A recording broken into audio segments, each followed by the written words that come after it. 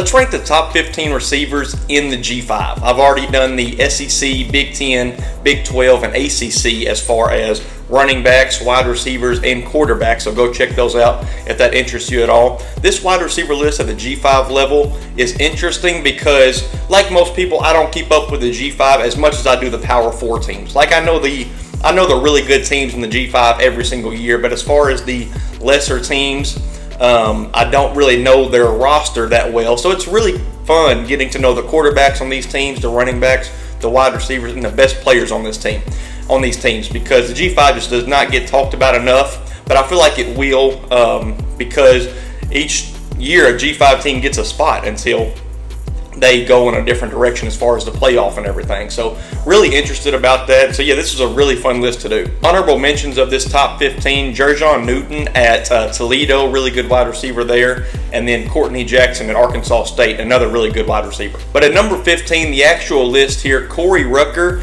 Courtney Jackson's teammate at Arkansas State. He's going into his 5th year there. And he started his first 2 years at Arkansas State, transferred to South Carolina, then came back to Arkansas State last year and had a great year, 700 yards and 2 touchdowns.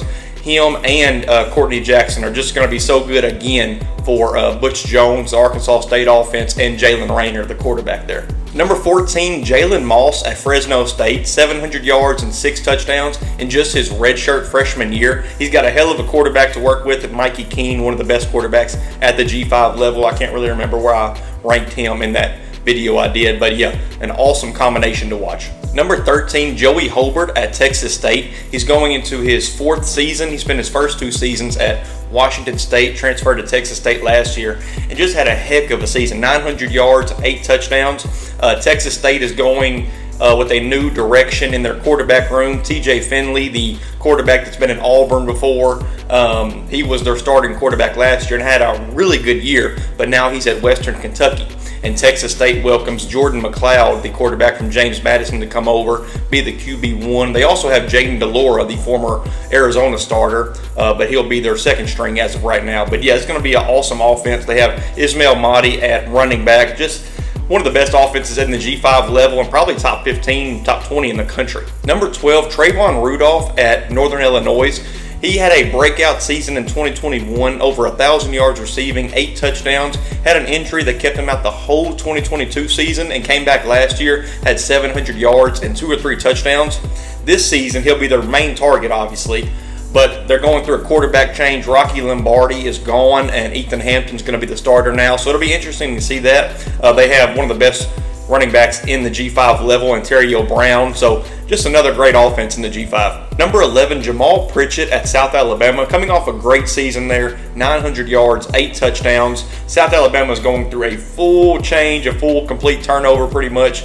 New head coach in Major Applewhite, but he was the offensive coordinator there for 2 years and had an amazing offense these last 2 seasons, record-breaking for some in South Alabama's position. And Kane Womack, their head coach there last year, is now the DC at Alabama. So he went from South Alabama head coach to defensive coordinator at the University of Alabama.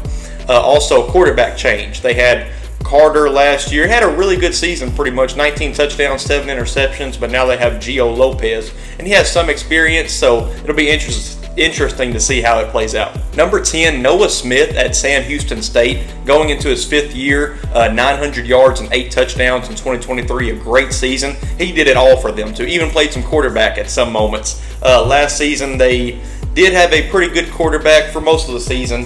He threw 15 touchdowns and 11 interceptions. This year, there's a new quarterback. Grant Gunnell will most likely be the starting quarterback, so there's going to be a change there. We'll see what happens there. Sam Houston was supposed to come in the G5 and not be dominant or anything, but be respectable and be competitive, and they were not. They didn't get their first win until later on in the season against Kennesaw State, who was FCS at that time. Now it's FBS in the same conference this year. So that might turn into a rivalry. It really might, unless it is already. I don't really know. But yeah, so some changes there. Sam Houston State went 3-9. Casey Keeler is not under any pressure, I think, but he does need to turn it around. I think they can. Number 9, Pofele Ashlock had 840 yards and 9 touchdowns in his freshman season at Hawaii. I'll mention his running mate in a little bit, his wide receiver beside him in just a little bit. But you know Hawaii, you know their offense under Timmy Chang. It's just air raid. There's barely any running game at all. And Braden Shager, that quarterback there, I'm very high on him, and he's the right man for it. But Ashlock was such a big help for him and will be again in 2024. Number 8, Caden Robinson at App State. He's going into his 4th year. Started out at UCF, came to App State, and balled out last season. 900 yards, 10 touchdowns, and was a touchdown machine for Appalachian State in that offense. Joey Aguilar, I'm so high on him as a G5 quarterback. I have him ranked really high in that rankings I did for the G5. But yeah, it's going to be such a fun offense, and obviously, as you know, App State has high hopes every year. This year, their hopes are to win the Sun Belt and possibly even go and get that G5 playoff spot. Number 7, Demir Blankumsey at Memphis. He's going into his 5th year. His first 3 years he spent at Toledo, and last season at Memphis, 920 yards and 7 touchdowns in an offense where he was sharing a lot of the touches with their star running back, Blake Watson, and the receiver I will talk about in just a little bit. So, man, they don't have Blake Watson this year at running back, but they do have Mario Anderson from South Carolina at the running back position. They still have Seth Hennigan at quarterback, and they still have the wide receiver I'll have just a little bit higher than Demir Blankumsey on this list. But man, as you know, if you've heard me talk about the G5 at all, Memphis is my pick to win the AAC, obviously, and make the G5 playoff spot. I'm so high on them, and we'll see what happens and if they make me look stupid in my prediction. Number 6, Stephen McBride at Hawaii. Hofeli Ashlock's running mate, who I was referring to earlier when I was ranking him. He's going into his 5th year, spent his first 3 years at Kansas, came over last year to Hawaii and balled out. Over 1,000 yards, 9 touchdowns, and he was just so helpful to Braden Shager in that offense. Like I said, that style of offense with the air raid, it's beautiful to watch, and they should be better this season. Number 5, Sean Atkins at USF, going into his 6th year, 1,100 yards and 7 touchdowns last year for the Bulls. USF has so much momentum, probably close to more momentum than anybody at the G5 level. Alex Golish has really turned that program around in just his short time being there. They won a bowl game last season. They have really high hopes in the AAC this year, and we'll see what happens to those. Number 4, Rock Taylor at Memphis, the 2nd wide receiver on this list from Memphis. 1,100 yards last year, 4 touchdowns. He's going into his 4th year, and like I said about Memphis, they are my pick. And we'll see if they make me look stupid or not. But, man, they have the weapons to go and be that G5 team that makes the playoff. And here is where I think there's a tier 1 at the G5 level as far as the wide receiver position. I think these next 3 guys are top 10, top 15 in all of the country. But I definitely think this is tier 1 of the G5 wide receiver position. Number 3, Jalen Royals at Utah State. Going into his 4th year, 1,100 yards and 15 touchdowns last season. He is so good. He can do everything in an offense, and I cannot wait to watch him again this year. One thing that scares me about him this season is they don't have the same style of quarterback. Last season they had Cooper Lagaz, they had McKay Hillstead come in for a little bit and be really good. They had Levi Williams come in and also be really good, really efficient. This season they have Spencer Patras from Iowa. He was there a couple years ago at Iowa. And right now he's the starter. They also have Bryson Barnes, the 2nd stringer from Utah, there last season. So yeah, the quarterback thing does scare me a little bit, but Jalen Royals is so good, it might not matter. Also, another thing about this tier 1 as far as the wide receiver position on the G5 level and these 3 guys, they're all in the same conference. So that is really funny. Number 2 is Ricky White at UNLV. He's going into his 4th year. He started at Michigan, 1,500 yards and 8 touchdowns last season. Just like Jalen Royals, he can do everything. And just like the guy I'll talk about in just a second, all 3 of these guys can do everything they need to. Same as Utah State as far as the switching quarterbacks. UNLV is going through a quarterback change. Jaden Maava, he is leaving, and he's at USC now. So he'll be behind Miller Moss and all that and learn that USC system with Lincoln Riley. So it should be really beneficial for him. But I hate that he left, even though that UNLV got a flamethrower in Matthew Sluka from Holy Cross.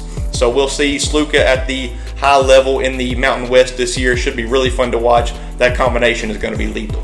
But at number 1, Torrey Horton at Colorado State. He's going into his 5th year. Spent his first 2 seasons at Nevada, and I want to say he came over with Jay Norvell the head coach of Colorado State at the moment. I want to say he came over with him from Nevada. But he's got 2 1,000-yard seasons back-to-back. This past season, 1,200 yards and 8 touchdowns for Horton, and one of the best receivers in all of the country. Cannot wait to watch him again this season. Braden Fowler-Nicolosi comes over to be the quarterback for Colorado State again, and he was very good last year. Had some turnover problems, but he was very good for the most part.